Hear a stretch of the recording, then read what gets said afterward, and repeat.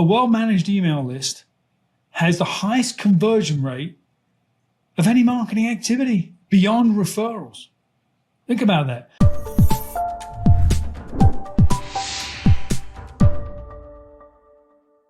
We talk all about growth. And at some point, you're probably wondering, okay, but what about consistency in that growth, right?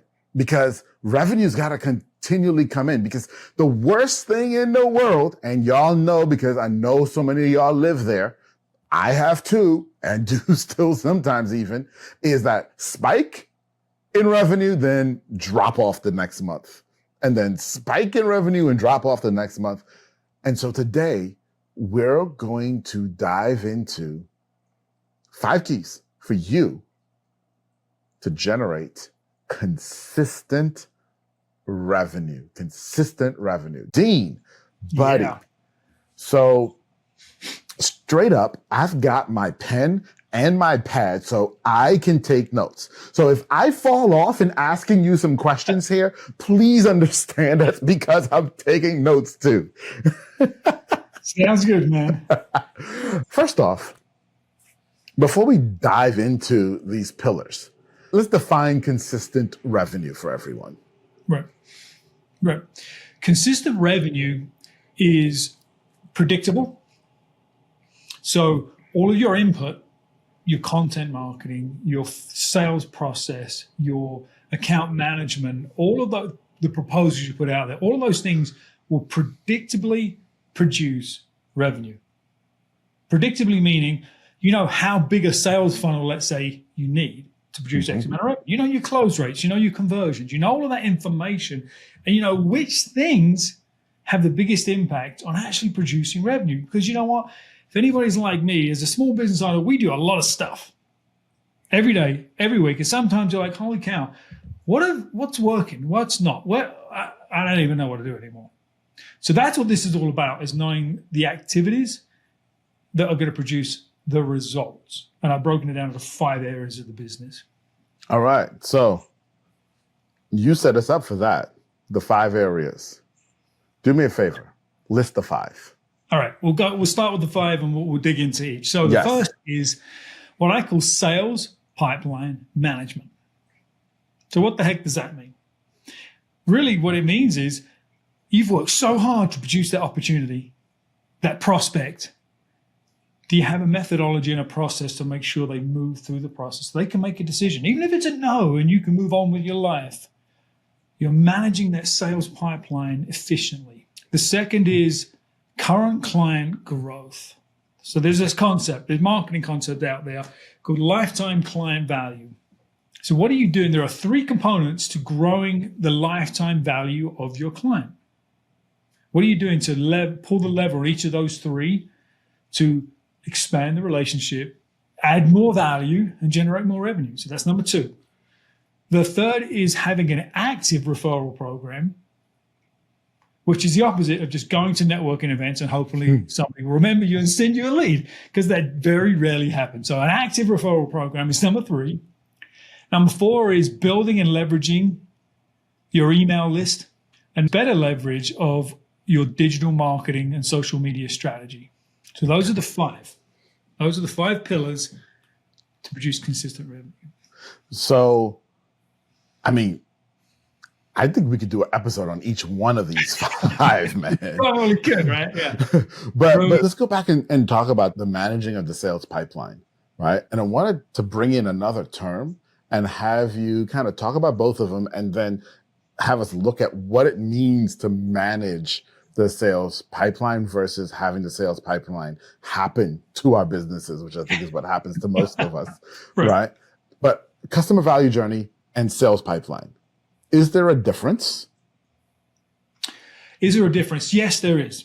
There is a difference. So the customer value journey, the buyer's journey, that's the process your buyer goes through emotionally and physically to recognize pain all the way through to making a decision to solve that problem. That's the buyer's journey or the customer value journey. The sales pipeline are the stages they go through And it's important to understand the distinction between the two. One is an emotional journey, and one are some measurable stages we as owners and salespeople should move our prospect through, right? And so those stages, it's all about the entry and the exit of the stage to help you determine where are they at in their journey. Yeah. That makes sense? Yep. Absolutely. So let's go. Let's dive in, because I feel like for most people, pipelines happen to them. So you added this word managing. Talk to us. What does this mean? Yeah. Well, I think it starts with understanding what the stages of the sale are, right? And again, we can do a whole episode on just this piece, but just from a high level perspective, if we're selling professional services or we're selling fruits and vegetables, the sales process is very different, right? Yes. Most of us on the call, on the episodes that are listening in, are probably selling professional services at some level, maybe business services, maybe there's business products involved, probably B2B for the most part. Yes. And so that journey, those stages are very different. If I'm selling a service versus selling software, in the software process, I know I've got to demo my stuff. I've got to show them the widget, right? They want to see the thing. They're buying the thing, they want to see the thing. There's no demo per se in professional services. There's building of credibility. There's sharing of experience. There's a collaborative process. So breaking down those stages, because I can't sell software unless somebody's seen it. Correct. Maybe there's a demo. Maybe there's a trial. So those stages of the process. So start there. But even with all that being said, let me back right up and talk about what are the most important things in managing the sales pipeline. Because you could do a great demo, but you don't follow up. If you look at any of the data out there, all of the associations, all of the Gartner groups, and everybody else that does this market research, they all come back to one reason why most deals don't close. It's not because of a crappy demo. It's because of follow-up. That is the number one thing you can do in your business today to move your revenue forward. Wow. Have a process to consistently follow up. Not brain surgery. No. Following up. I was talking to a client yesterday, and she said, well, I've already followed up with this prospect twice, and I don't want to bug them. And it is, excuse them. Like, all right, when did you talk to them? 5 weeks ago. When was your first follow-up? 2 weeks after that. So your second follow-up was 3 weeks after that, and you think you're bugging them? How many times, I'll ask you a question. How many times in your career have you followed up and followed up and followed up with nothing? And then all of a sudden the prospect says, thank you so much for following up. I've just been busy with other things. I'm ready now. Yeah. We actually have a mutual friend that just did that to me. Right. So it's all about intent. The intent isn't to coerce somebody or push somebody. The intent is to keep things top of mind and be of value and a resource. So the number one thing you can do is have a system for following up. So the best way to have a system is start with a CRM, a customer relationship management tool. You can get it for free. HubSpot has a free sales CRM you can subscribe to, and you can pay all the way up to the top end of Salesforce and all that stuff. I don't even care if it's just you selling because you're a small business owner. Have a spreadsheet. I don't care. Maybe a bunch of sticky notes. Don't just stay at sticky notes, right? At least have something digital, but just have something. Have something where you can put in the company, the opportunity, where you're at in the process, and the next thing you're going to do and when. And ideally, if it's a CRM type tool, it's going to remind you, hey, Tiba, it's time to reach out to Dean again. Yep. And you promised to do such and such. Have a system for follow-up. Keep it simple. That will make a difference in your revenue more than anything else. Absolutely. That's so very true. And it's one of the things that has bitten me time and time again in my career, and until I learned the lesson the hard way as well. Right. So, okay. So that's great. We're managing the sales pipeline, and that's getting us new customers in the door. Right. But there's this adage that it's easier to make $1 off of an existing customer than a new customer. It's also cheaper to do that, but how? All right. So this is that next one, right? Current client growth. So I mentioned this term of lifetime client value. And I said that there are 3 levers you can pull. So I'll break them down for you. So the first is, what is the average deal size, the average contract size with a client? Go do that work. Go look at QuickBooks, whatever you need to do. Go figure that out. What's your average deal size? And maybe you have an entry-level offer and then a higher ticket offer. That's fine. Break it out.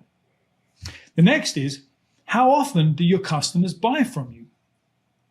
Over the lifetime of you knowing them, how often do they buy? And thirdly, how long do they stay an active purchasing client? Those are the 3 things that when you add them all up, it equates to lifetime client value.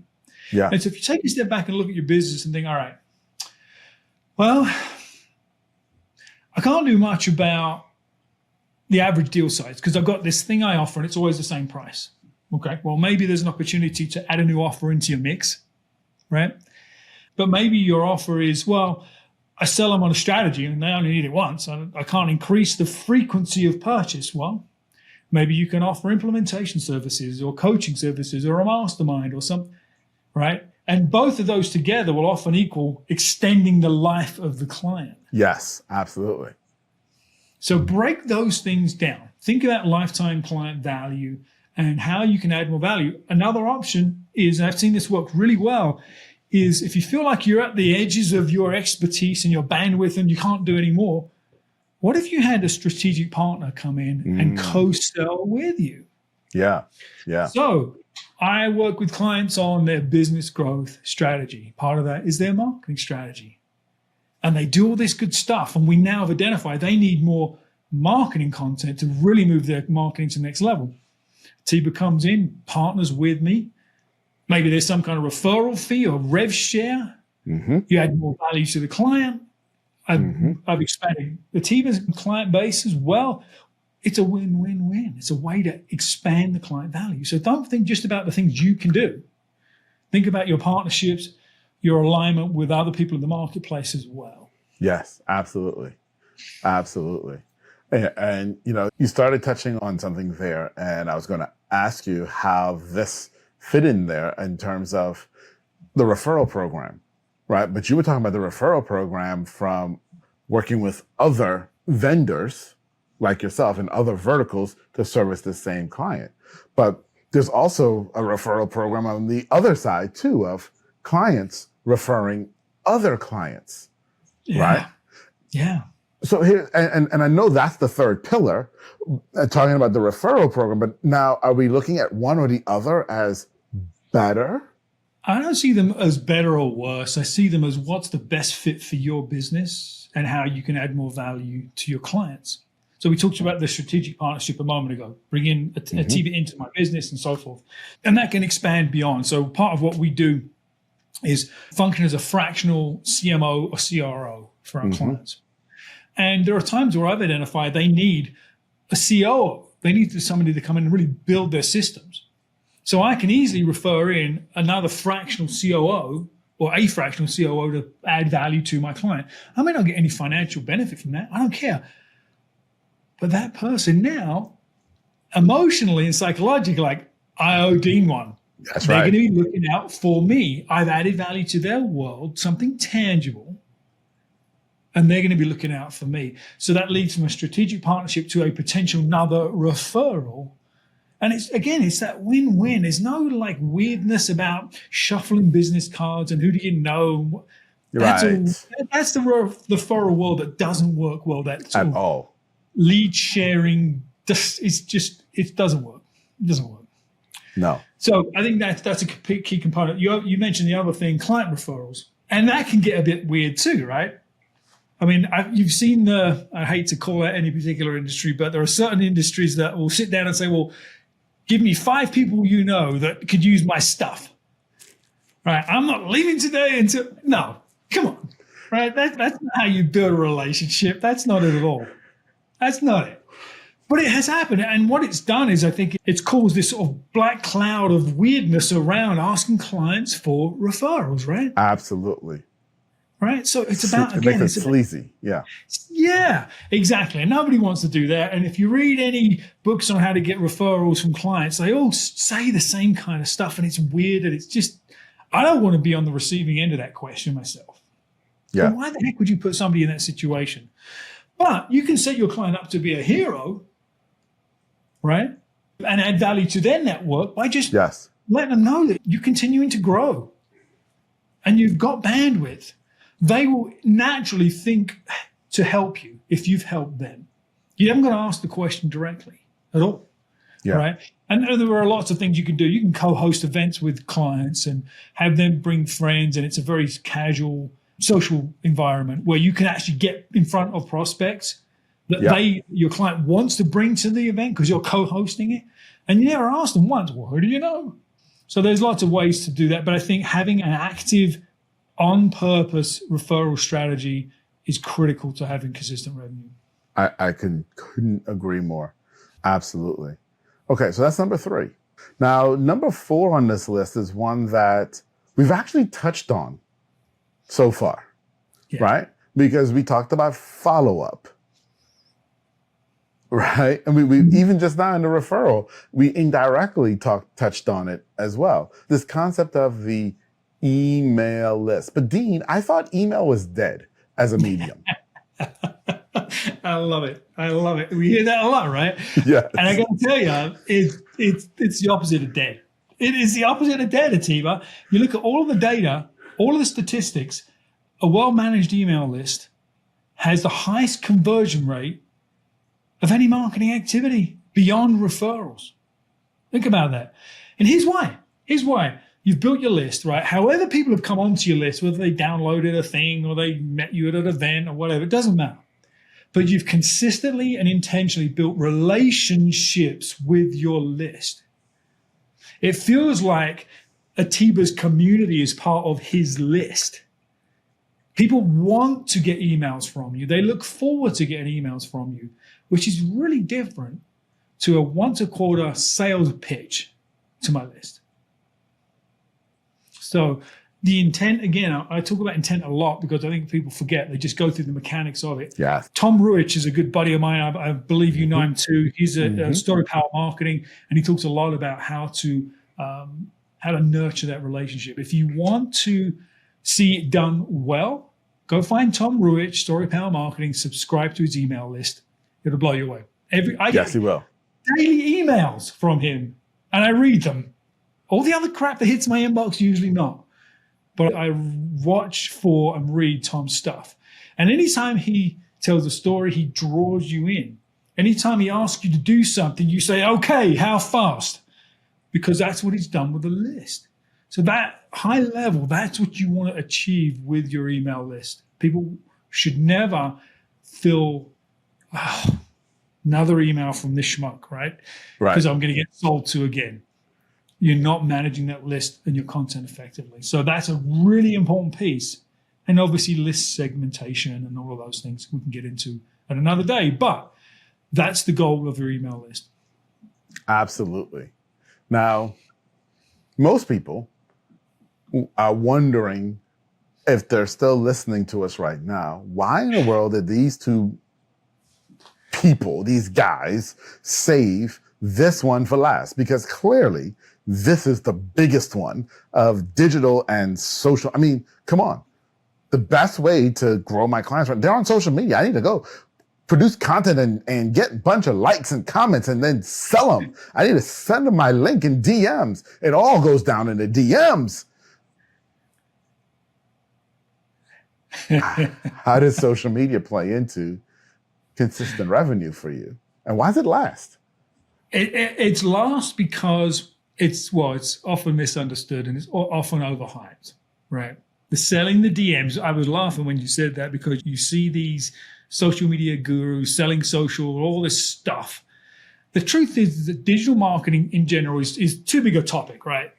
But if we think about all things online marketing, it's about bringing people into your messaging ecosystem, bringing them into your world so you can communicate with them.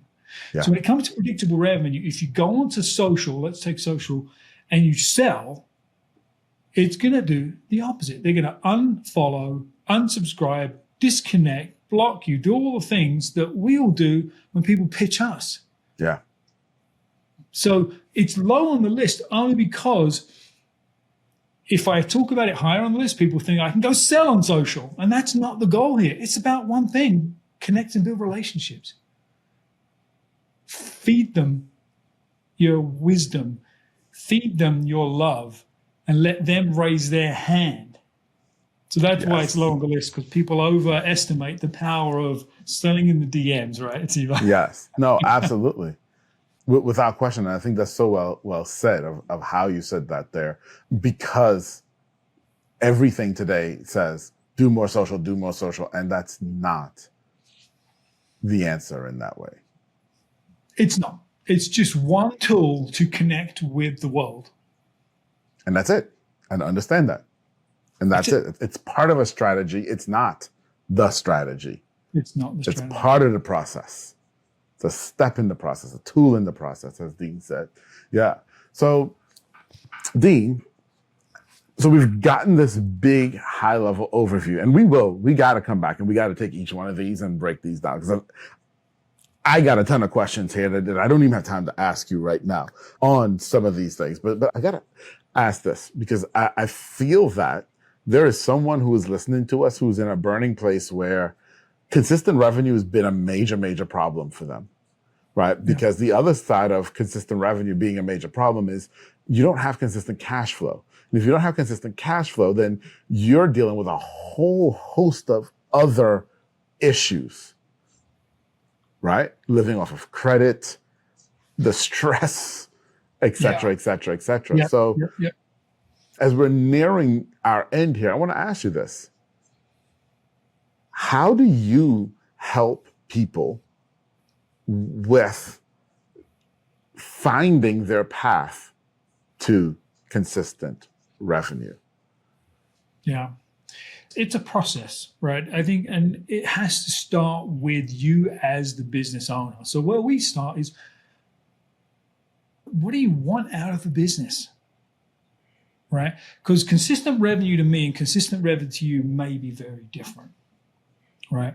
If I want a lifestyle business where I can go play, I can go travel, I can do all the things, and all I want is the business to fund just that, that's a real different business to something where I want to grow it. I want to get a valuation at the end because I want to sell it. I want to bring in private equity. I want to do all these big things, right? The Silicon Valley, right? Mentality. So consistent revenue means something very different. Right.